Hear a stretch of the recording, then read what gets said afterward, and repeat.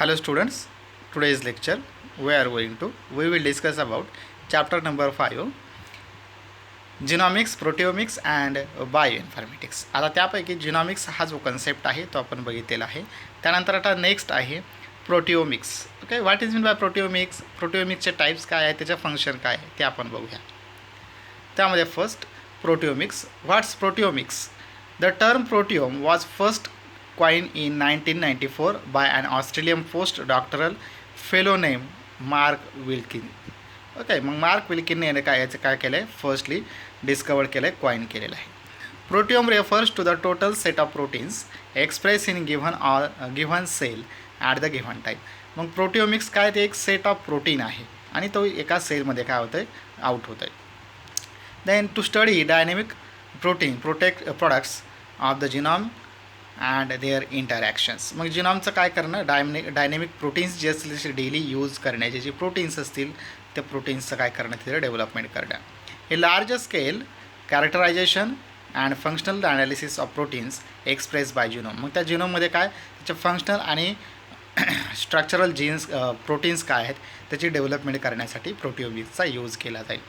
जिनॉमिक्स, त्यानंतर ट्रान्सक्रिप्टोमाइज, the proteomics and मेटाबॉलिमिक्स.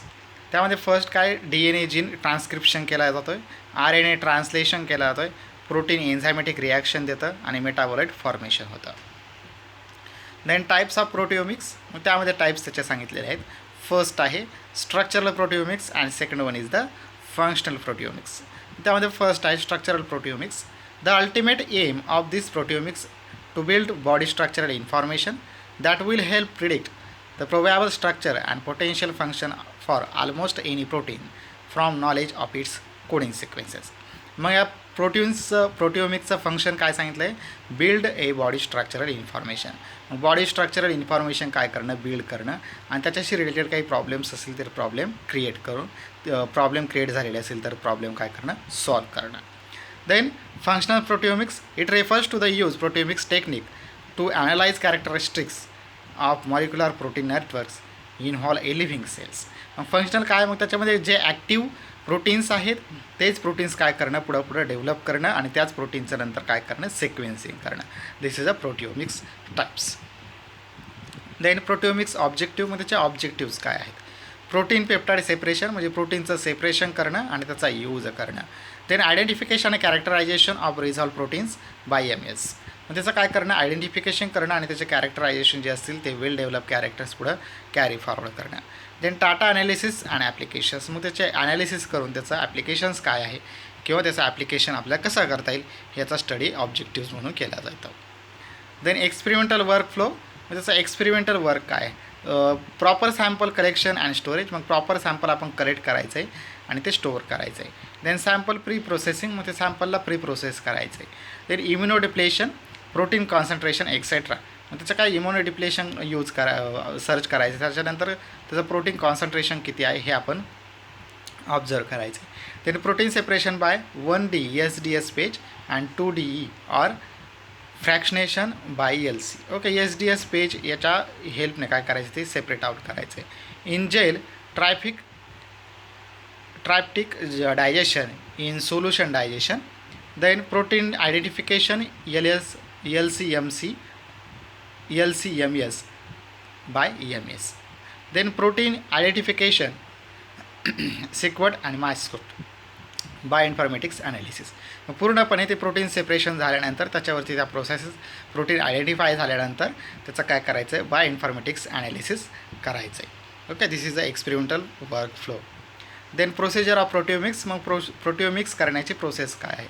Separation of proteins first आहे 1 dimensional electrophoresis, 2D electrophoresis, modern multi dimensional HPLC मॉडर.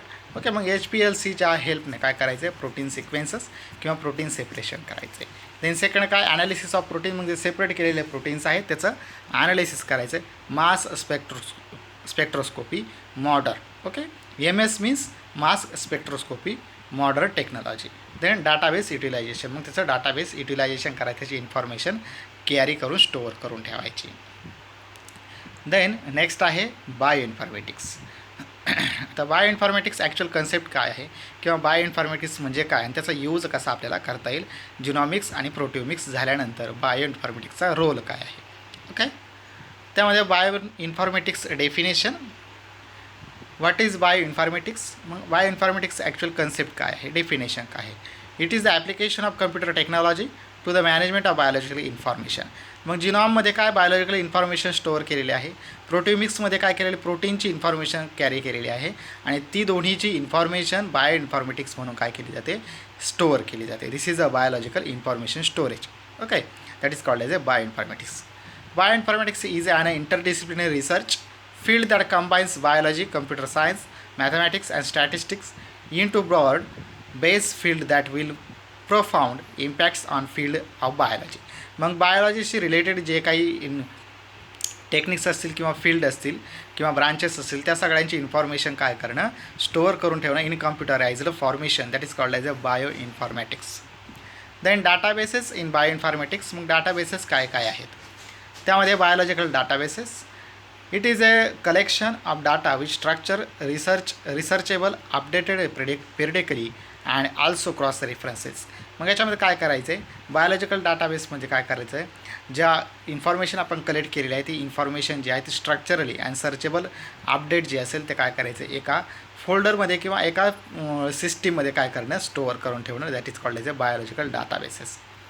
Availability of biological data, त्यानंतर systemization of data, analysis of computer biological data. मग computerized सगळी ती information असेल काय करायची ती स्टोअर करून ठेवणं. Then primary databases contains original data from the researcher. मग तर प्रायमरी काय केलं तर तो डाटा जो आहे तो जो रिसर्च करणारा पर्सन असेल तो काय करेल, त्याला कंटेन करेल किंवा कलेक्शन करेल. Public or open assess mostly. मग ते काय करेल, त्याला पब्लिक करायचं की त्याला यूज कसा करायचा हा तो ते डिसिजन करेल. Then NCBI, gene bank, MBL, Swiss Prot आणि NDB हे काय त्याचे डाटाबेसेसचे एक इन्फॉर्मेशन त्याच्यावरती आपल्याला काय होऊ शकते, मिळू शकते या साईट्सवरती. Okay, then secondary database result from entries of primary databases. मग सेकंडरीमध्ये काय जे प्रायमरी आपण स्टोअर केलेला आहे त्याचा रिझल्ट किंवा त्याचं डिस्कशन काय आहे. त्यानंतर मॅन्युअली क्रिएटेड ऑटोमॅटिकली जनरेटेड. मग ते काय केलं, जसं प्रायमरीमध्ये वर्कआउट केलेलं असेल मग त्याचं रिझल्ट डिस्कशन आणि कन्क्लुजन हे ऑटोमॅटिकली सेकंडरी डाटाबेसमध्ये काय झालं तर क्रिएट केलं जातं. त्यानंतर Swiss Prot is an example of secondary database. Swiss Prot हे काय त्याचं सेकंडरी डाटाबेसचं एक एक्झाम्पल सांगितलेलं आहे. देन स्विस पोर्ट ॲक्च्युअल काय आहे, प्रोटीन सिक्वेन्स डाटाबेस. मग स्विस पोर्टमध्ये काय केलं तर प्रोटीन सिक्वेन्स डाटाबेसची इन्फॉर्मेशन क्रिएट केली जाते, स्टोअर केली जाते. Then the output format is a Swiss port file. मग त्या स्विस पोर्ट फाईलमध्ये काय करायचं ते एक फाईल किंवा एक डॉक्युमेंट किंवा एक फोल्डर म्हणून आपण काय करू शकतो, सेव्ह करू शकतो. That has been explain in molecular file formats. मग याला फाईल फॉर्मॅटमध्ये सुद्धा आपण काय करू शकतो आहे, स्टोअर करू शकतो आहे.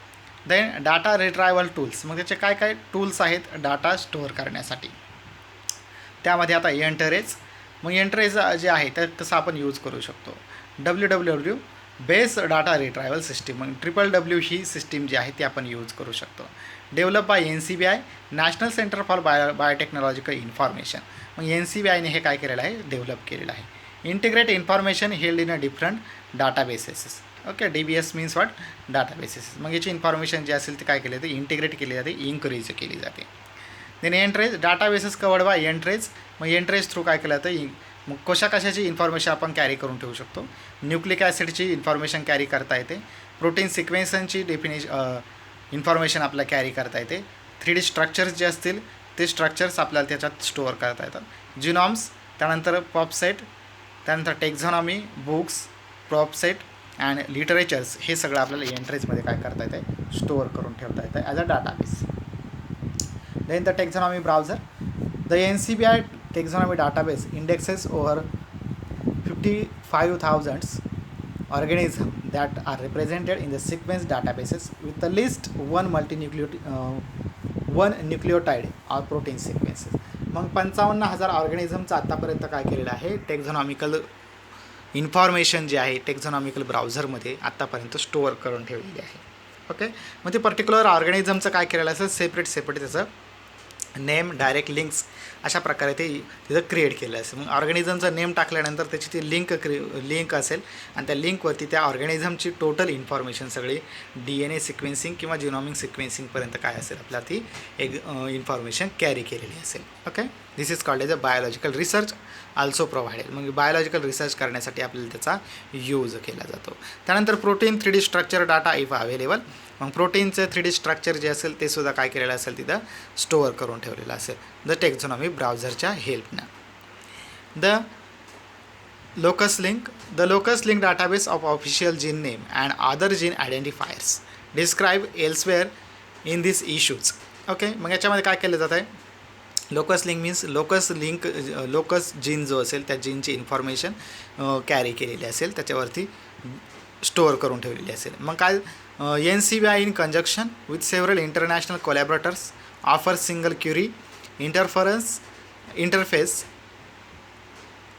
Sequence and descriptive information about genes. मग लोकस जीन म्हणजेच काय, एका सपोज सिंगल जीनची काय केलेली असेल लॉंग आणि इफेक्टिव्ह आणि हायली यूजफुल अशी इन्फॉर्मेशन जी असेल, जी काय आहे आपल्याला फ्युचरमध्ये काय होऊ शकते, यूज होऊ शकते, ती इन्फॉर्मेशन त्याच्यामध्ये कॅरी करून स्टोअर केलेली असेल.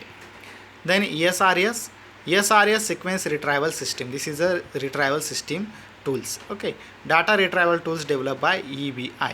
मग EBIने काय केलं आहे, हे डेव्हलप केलेलं आहे. Integrate 80 molecular biological databases. मग याचे किती 80 मॉलिक्युलर बायोलॉजी डाटाबेसेस काय केले आहेत, क्रिएट केलेले आहे. And open source software can be install locally. मग ते काय करू शकतो आपण, इन्स्टॉल पण करू शकतो त्या साईटवरती जाऊन. त्यानंतर SRS has associated scripting language called ICARES. Okay, मग याच्यावरती ती इन्फॉर्मेशन कॅरी केलेली असेल. देन एंट्रेज. मग एंट्रेजमध्ये आपण कसा यूज करू शकतो, मग त्याच्यामध्ये न्यूक्लियोटाईड सिक्वेन्स डाटाबेस यूज करता येतो आहे. प्रोटीन सिक्वेन्स डाटाबेस ही इन्फॉर्मेशन कॅरी केलेली असेल. क्रोमोझोम मॅपिंग डाटा आहे.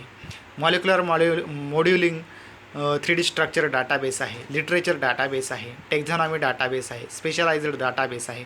ह्या सगळ्या त्या स्पेशली त्यांचे काय असतील फोल्डर्स असतील किंवा त्या फाईल्स असतील, त्या फाईल्समध्ये ही सगळी इन्फॉर्मेशन कॅरी केलेली असेल.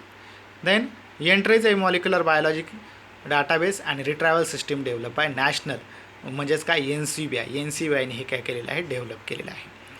देन मग त्याचं रेफरन्सेस, फॉर एक्झाम्पल रेफरन्सेस जसं आहे Entrez molecular biology retrieval system Schuler GD Epstein Ohkawa Kans and methods in झॉन.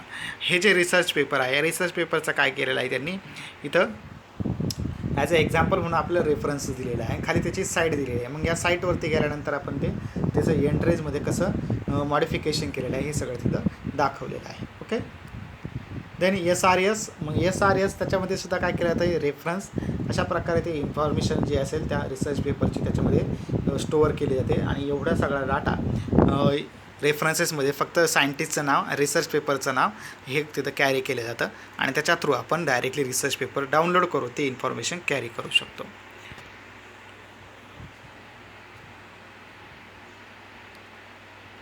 Then proteomics and bioinformatics topic is finished. Okay, 5 number chapter is finished.